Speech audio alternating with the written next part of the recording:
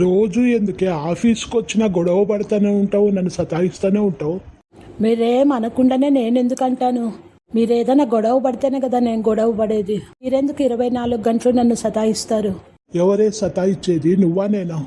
మీరే నన్ను సతాయిస్తా మళ్ళీ ఇలా అంటారా? నువ్వే నన్ను సతాయిచ్చేది, నేను కాదు నిన్ను సతాయిచ్చేది. ఇంకా నాకు విసుగొచ్చేస్తుంది. కొన్నాళ్ళు ఇంట్లో వదిలిపెట్టి ఎక్కడికన్నా వెళ్ళొస్తానే నేను. కొన్నాళ్ళన్నా ప్రశాంతంగా ఉంటానే, నీ గొడవ తప్పుతుంది నాకు. అవునా, అయితే ఈరోజు ఇంటికి వెళ్ళాక ఒకసారి డీమార్ట్కు పోయి వస్తామండి. ఈ మాటకి ఎందుకే? మీరు మళ్ళీ ఎప్పుడు వస్తారో ఏమో, నాకు కాబట్టినటువన్నీ తెచ్చుకుంటానండి నేను. మరి మీరు పక్కన లేకుంటే కుదరదు కదండి. అందుకే డీమార్ట్కు వెళ్ళి వచ్చానంటే మీరు ఎప్పుడో వచ్చే వరకు సరిపోతుంది.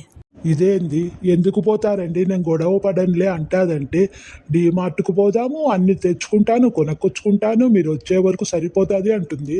అంటే తనకు కాబట్టింది ఇస్తే నేను ఉన్నా లేకున్నా ఒకటేనా? డీమార్ట్ కంటే ఆయన ఖర్చులకు భయపడి గొడవ పడనిలేవే, సైలెంట్గా ఉంటాను అని అంటాడనుకున్నా. ఆ మాట అస్సలేమీ మాట్లాడలేదు. లేదులే, ఇంకొకసారి ఈయన ఇట్లే మాట్లాడినాడంటే ఒకసారి బాగా ఖర్చు పెట్టిస్తే ఇంకొకసారి ఆ మాట అనరు. బాగా బిల్లు పెద్దగా వచ్చేటట్లు చేస్తాను. ఇంకొకసారి వచ్చాక నాతో అస్సలు గొడవ పడరు. నువ్వు డీమార్ట్కి పోయి వచ్చినాక చూడాలి మా ఆయన ముఖము. లేదు లేవే, నేను ఎక్కడికి పోయేది వద్దు, నీకు డీమార్ట్కు ఖర్చు పెట్టేది వద్దు. నేను ఎక్కడికి పోనులే.